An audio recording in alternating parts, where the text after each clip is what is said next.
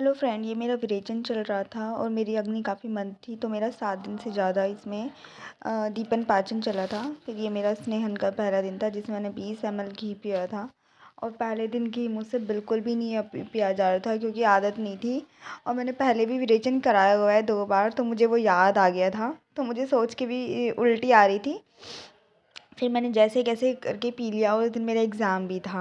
और उसमें ना पूरे दिन गर्म पानी पीना होता है और दिन में सोना वर्जित होता है, सिर्फ रात को ही सो सकते हैं और पूरे दिन गर्म पानी पीते हैं और जब तक विरेचन चलेगा तब तक गर्म पानी पीते हैं। फिर मेरा सेकंड डे था, इस दिन मुझे 35 ml घी लेना था और आज मुझे थोड़ा ईज़ी लगा पीना और मैंने ईज़िली पी लिया। मुझे यकीन नहीं था मैं इतना ईज़िली पी लूँगी। फिर मैंने गर्म पानी पिया और इसको पचाया।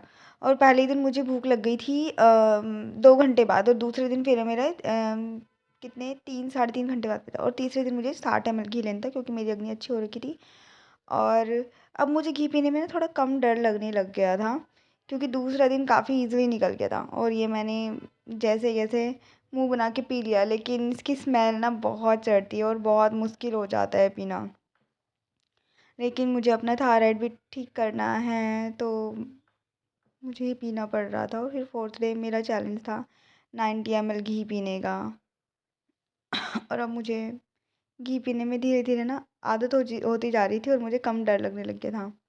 उसके साथ मैं हमेशा गर्म पानी रखती थी ताकि घी अगर बाहर आए उल्टी के रूप में तो मैं इसे अंदर वापस ले लूँ। फिर ये मेरा 5th डे था और इस दिन मुझे 120 ml लेना था और मेरा 120 ml जो घी है, ये मेरा पचा था 10 घंटे में। और उसके बाद फिर लास्ट दिन मैंने लिया था 150 ml, जो कि मेरा 13 घंटे में पचा था। और विरेचन के लिए 12 घंटे में घी पचना ज़रूरी होता है। तो उसके बाद फिर मैं विरेचन के लिए प्रिपेयर हो गई थी। लेकिन सच में घी पीना मुझे सबसे टफ़ स्टेप लगता है। जो मेन विरेचन का दिन होता है ना, वो तो होता ही है ख़तरनाक, लेकिन ये घी पीना बहुत टफ़ है। सोचो मतलब आप सुबह-सुबह उठ रहे हो और ये गंदा सा घी, गंदा नहीं कहूँगी लेकिन उसमें ना थोड़ी स्मेल आती है। और मतलब बार-बार घी मुँह के सामने आता है और बार-बार ये दूर-दूर जाता रहता है, ऐसा हो जाता है। सारे भगवान देवी-देवताओं को मैं याद करती थी इस टाइम पे। जब मैंने पहला विरेचन कराया था ना, तब तो मैं डेली रोती थी। जैसे मैं फर्स्ट डे रोई थी ना, वैसे ही मैं रोती थी। लेकिन तीसरी बार मुझे कुछ ख़ास इतना ज़्यादा प्रॉब्लम नहीं हुई जितनी मेरे को फर्स्ट और सेकंड टाइम जब मैंने विरेचन कराया था तब हुई। तो ये मैंने फिनिश कर दिया और उसके बाद मैं ना सहम जाती थी। कुछ मिनटों तक ऐसी हो जाती थी कि अ जैसे कि डिप्रेशन में चले जाते हैं ना, वैसी वाली हालत हो जाती थी। फिर मैंने 2 दिन तक मेरा स्वेदन और अभ्यंग चला। वो वीडियो मैंने अपलोड नहीं करी है इसमें।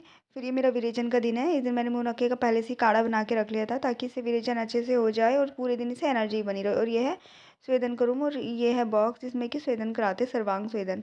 ये अभ्यंग करने के बाद पूरी बॉडी पर और इसमें बैठा देते हैं, इसमें भाप रहती है। तो ये हो गया शरीर मेरा स्वेदित।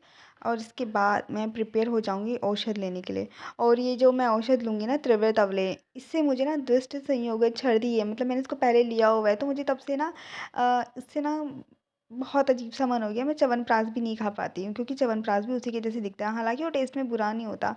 और ये मैं सर पर ओढ़ के इसलिए आई थी ताकि मेरे सर पे ना तेल ना चला जाए अभ्यंग के टाइम पे, क्योंकि मैं सुबह-सुबह सर धो के आई थी। ऐसे मुझे सर धोना नहीं चाहिए था क्योंकि ठंड लगने के काफ़ी चांस रहते हैं। बॉस लोगों ने बोला अच्छा लग रहा है, तो फिर मैंने पहन लिया वीडियो बनाने के लिए।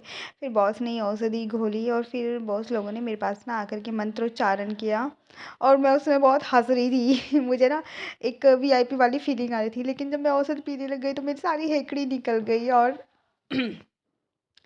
मेरे को उल्टी पे उल्टी आने लग गई। थोड़ी-सी मैंने औषधि निकाल भी दी थी और फिर ये मेरा विरेचन हुआ। मेरे को 30 वेग आए थे। मेरी एकदम उत्तम शुद्धि हुई थी। फिर मुझे 7 दिन तक संसर्जन कर्म करना पड़ा जिसमें मैंने मांड पिया, यूष मतलब दाल का पानी पिया, ठीक है? और फिर मैंने खिचड़ी वगैरह ये सब 7 दिन तक किया। Bye bye.